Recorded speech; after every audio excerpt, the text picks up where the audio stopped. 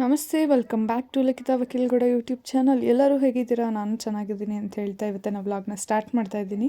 And ಬೆಳಗ್ಗೆ ನಾನು ಎದ್ದು ಬಂದು ನೋಡಿದಾಗ ನಮ್ಮಮ್ಮ ನವಿಲುಗರಿ ತೊಳಿತಾ ನಿಂತಿದ್ರು. ನಮ್ಮ ದೊಡ್ಡಮ್ಮ ಅಂದ್ರಂತೆ ಏನಾಗಲ್ಲ ನವಿಲುಗರಿ ತೊಳೆದ್ರೆ, ಅದು ಮಳೆಲೆಲ್ಲ ನೆನೆಯುತ್ತೆ ಅಂತಂದ್ಬಿಟ್ಟು. ನಾವು ಹಾಳಾಗಿಬಿಟ್ರೆ ಅಂತ ಭಯಕ್ಕೆ ವಾಶ್ ಮಾಡಿರಲಿಲ್ಲ.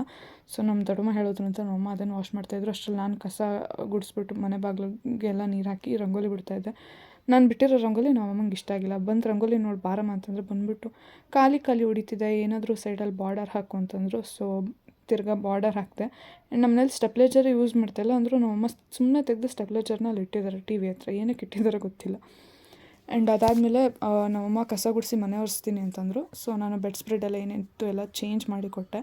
ಅವ್ರು ಕಸ ಗುಡಿಸಿ ಮನೆ ಒರೆಸೋ ಅಷ್ಟೊತ್ತಿಗೆ ನಾನು ಬೇಗ ಫ್ರೆಶ್ ಅಪ್ ಆಗಿ ಬಂದು ದೇವ್ರ ಮನೆಯೆಲ್ಲ ಕ್ಲೀನ್ ಮಾಡಿಕೊಂಡು ಪೂಜೆ ಮಾಡಬೇಕಿತ್ತು. ಯಾಕೆಂದರೆ ಶನಿವಾರ ಆಗಿದ್ದರಿಂದ ನಮ್ಮ ಮನೆ ದೇವರ ವಾರ.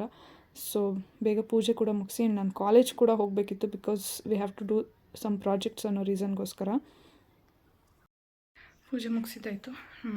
ಮ್ಯಾಮ್ ಫೋನ್ ಮಾಡ್ತಾಯಿದ್ದಾರೆ, ಕಾಲೇಜಿಗೆ ಹೋಗ್ಬೇಕು ಇವಾಗ. ಟೈಮ್ ಆಯಿತು 11:30, 12 ಅಷ್ಟರಲ್ಲಿ ನಾನು ಕಾಲೇಜಲ್ಲಿ ಇರ್ತೀನಿ. ಸೊ ಇದೇ ಪ್ರಾಜೆಕ್ಟ್ ಕೊಟ್ಟಿದ್ದು. ಇದನ್ನು ಬೇರೆಯವ್ರಿಗೆ ಒಪ್ಪಿಸಿದ್ರು ಇಂತಿಷ್ಟು ಅಮೌಂಟ್ ಅಂತ ಕೊಟ್ಬಿಟ್ಟು ಮಾಡಿ ಅಂತ. ಬಟ್ ಅವರು ಮಾಡಿಲ್ಲ, ಅರ್ಧಂಬರ್ಧ ಮಾಡಿಟ್ಟಿದ್ದಾರೆ. ಆ್ಯಂಡ್ ಮಾಡಿರೋರು ಏನು ಮಾಡಿದ್ದಾರೆ, ಸ್ಕ್ರೀನ್ ಸಪ್ರೇಟು ಕೀಬೋರ್ಡ್ ಸಪ್ರೇಟ್ ಮಾಡಿದ್ದಾರೆ.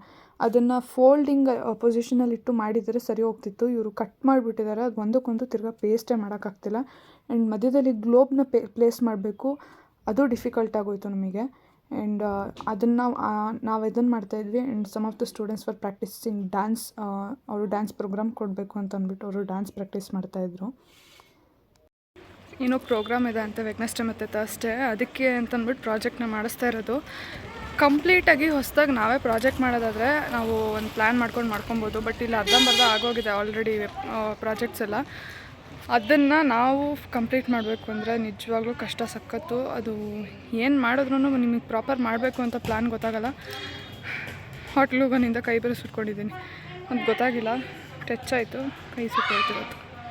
ಬಂದಿದ್ದಕ್ಕೂ ಎಲ್ಲ ಎಡವಟ್ಟು ಕೆಲಸ. ಒಂದೇ ಒಂದು ಪ್ರಾಜೆಕ್ಟ್ ಮಾತ್ರ ಕಂಪ್ಲೀಟ್ ಆಗಿರೋದು. ಇನ್ನೂ ಎಷ್ಟೊಂದಿದೆ, ಅದು ಯಾವಾಗ ಮಾಡ್ಕೊತಾರೋ ಗೊತ್ತಿಲ್ಲ. ಒಂದೇ ಪ್ರಾಜೆಕ್ಟೇ ಮುಗ್ಸೋಕ್ಕಾಗಿದ್ದು. ಆ್ಯಂಡ್ ಇನ್ನೂ ಸುಮಾರು ಪ್ರಾಜೆಕ್ಟ್ಗಳನ್ನ ಮಾಡೋಕ್ಕೆ ಜೂನಿಯರ್ಸಿಗೆ ಹೇಳಿದರು.